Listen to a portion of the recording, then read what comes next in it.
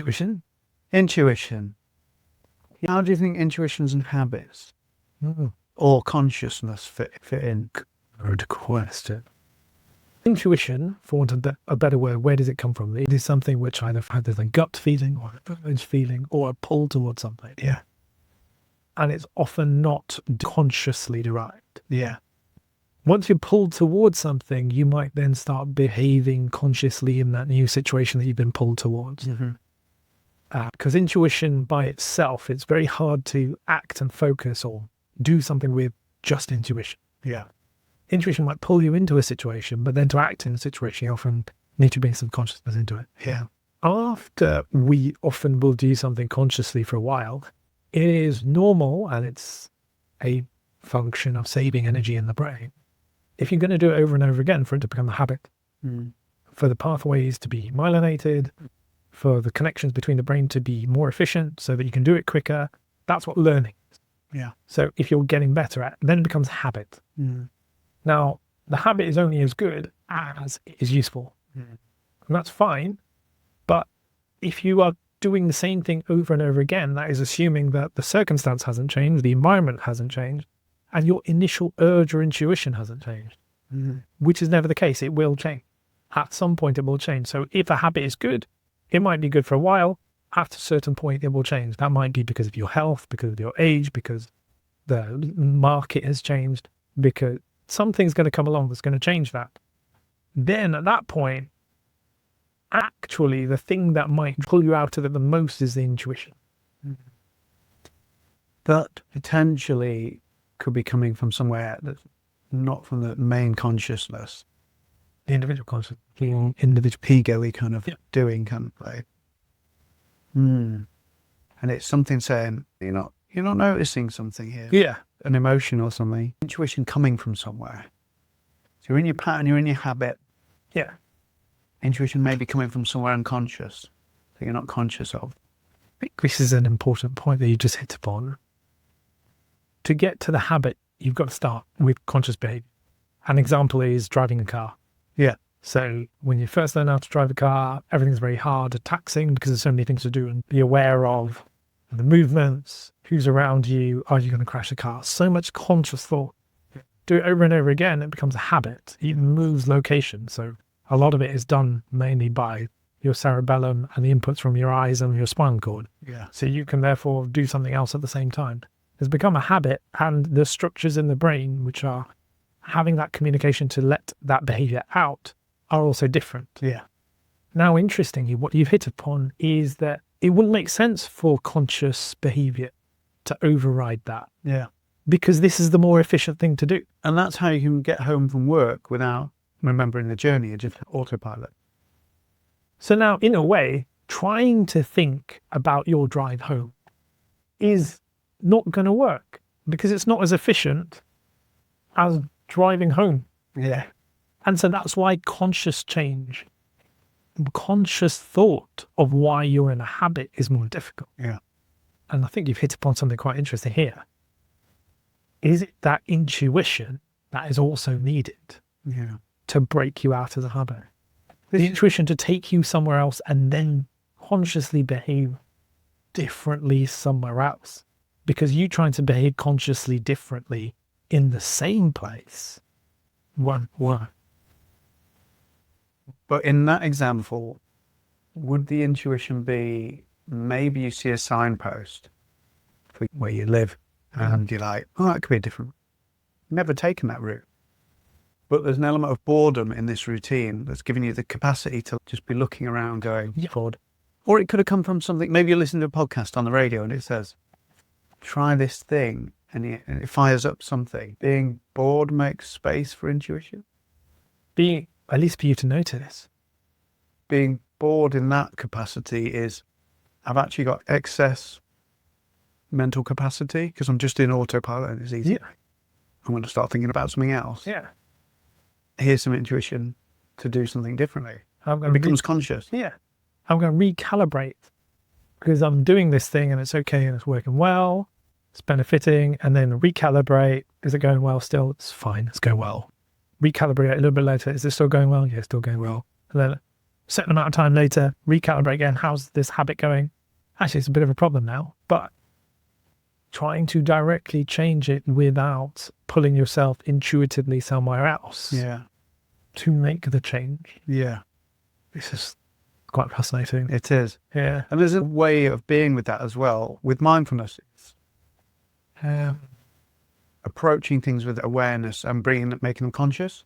So you might sort of see how you operate the car without it's automatic really, but you might just tune into what that feels like in the arm.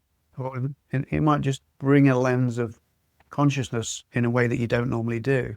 Or you listen to the sound of the engine. There is making the habit more into consciousness. Yes. Everything about it. So that can sort of set you up for things where it might be like, actually my back is aching. Yeah. I've not noticed that before. Maybe I'll change that. I think mindfulness can help with intuition. It'll set the groundwork for that. I like that. That change, seeing something different. Exactly. Just that option of habit will only be useful for a while in a certain context. Yeah. Because if you keep doing something habitually, it is going to change. Yeah.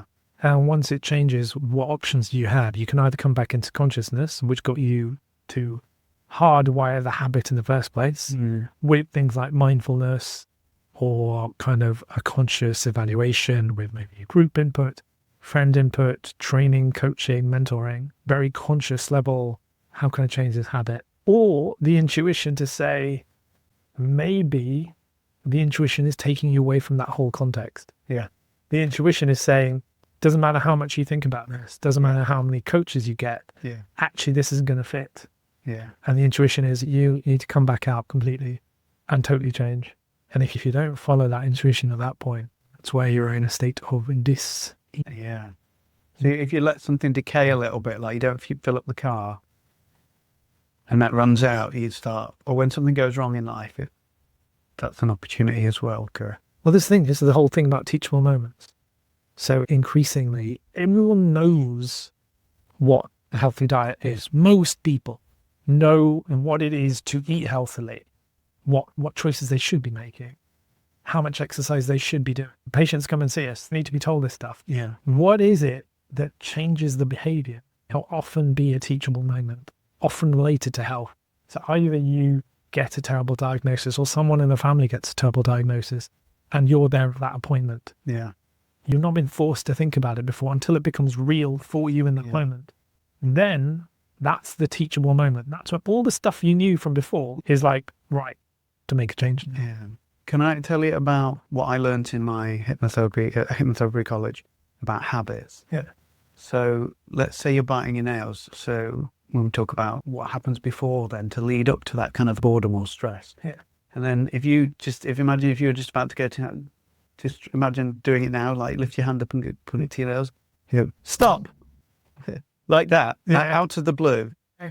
So you're really alert now. Yeah. And I will get you to do that. Imagine doing that at different points in your day. Imagine you getting to say stop to yourself. Loudly, yeah. Yeah, so now there is a marker there probably. So when you're doing this unconscious thing, you're like, oh, actually, some part of my brain's just going, stop, watch out, for someone's going to shout at me. And so it makes it the unconscious conscious. Habit becomes like, wake up. Yeah. That's good. Really interesting, yeah. Yeah, it fits in quite nicely what we were saying. Yeah. Because I imagine a lot of people that know they need to change just won't be conscious in that way at the times where it matters. Yeah. Yeah. Exactly. At the times where it matters, it's only even milliseconds after I've done it again.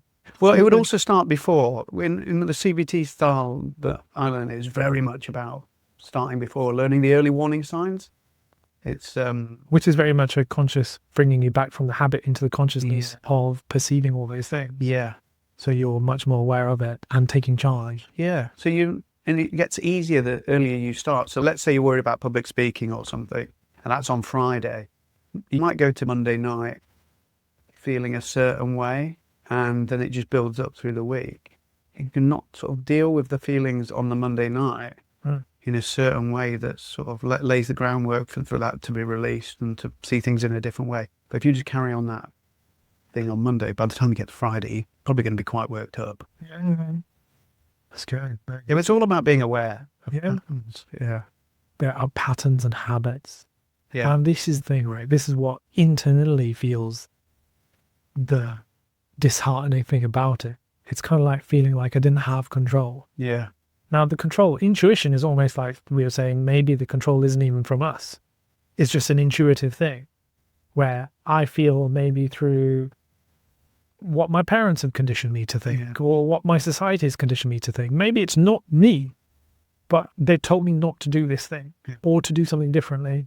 So intuitively, I feel like I should go in that direction, but it's a habit.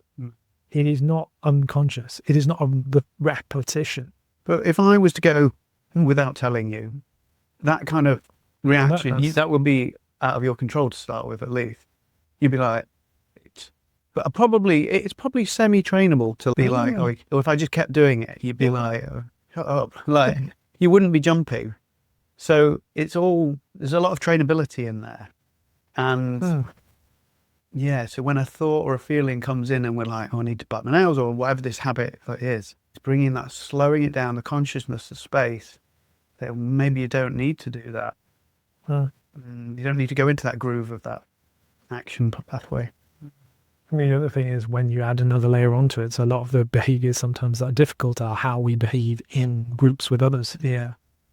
So that's another layer of complexity. It's not quite as simple. No. I mean, it's still biting nails and things is a difficult thing, but sometimes having an extra alcoholic drink when you tell yourself that actually that would be more, has more than the health recommendations of how many I should have in one sitting. And if you go from 2 to 3 to 4, what is happening in that group choice? Because you've probably already made that choice when you decided to not to drive or what time you'd be back. The earlier start to some degree. But it is more complicated in group things. The consciousness is not just about your habit. It is about the group consciousness. It is, but that's... Yeah. Because if you're bringing it, that's the thing, if you're bringing it down onto the situation, someone's really up for it.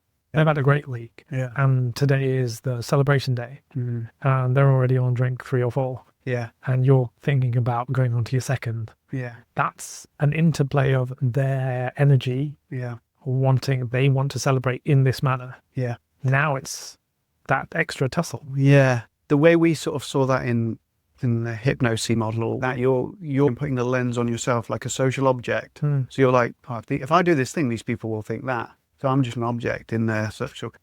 If you're having fun out with your friends, you'll be looking out from your point of view. Like you'll be going, this is great. What do you think to this? Listening to someone. So I was taught in the college, it's like you're the director of the camera. Yeah. So normally you're like, what I'm going to focus on. But when you start thinking like that, which is very natural to think about our social place, it's like we become the director and the camera's on us. Yeah. We're like, what do we look like? Like, what do we do? Yeah. Learning how to bring that back. And paradoxically, people really drawn to people that are just at ease. So if you're kind of worrying about the social aspect, people kind of know, and it's bit you might not feel as relaxed. But if you're really attentively listening to someone and joining in the conversation, they're like, this guy's great. Well, maybe not. I like the thing. But that's an awareness of where it's gone. So it's gone to like, I'm thinking about what he's thinking about me. Again, it's like, it just slips into that pattern. Which is almost like forcing yourself into a corner. Because they might not be thinking about you and actually wouldn't mind too much if you were just like, I'm still going to be engaged. More if you just said what you wanted, I think. Courage to be this like video. Yeah. Here.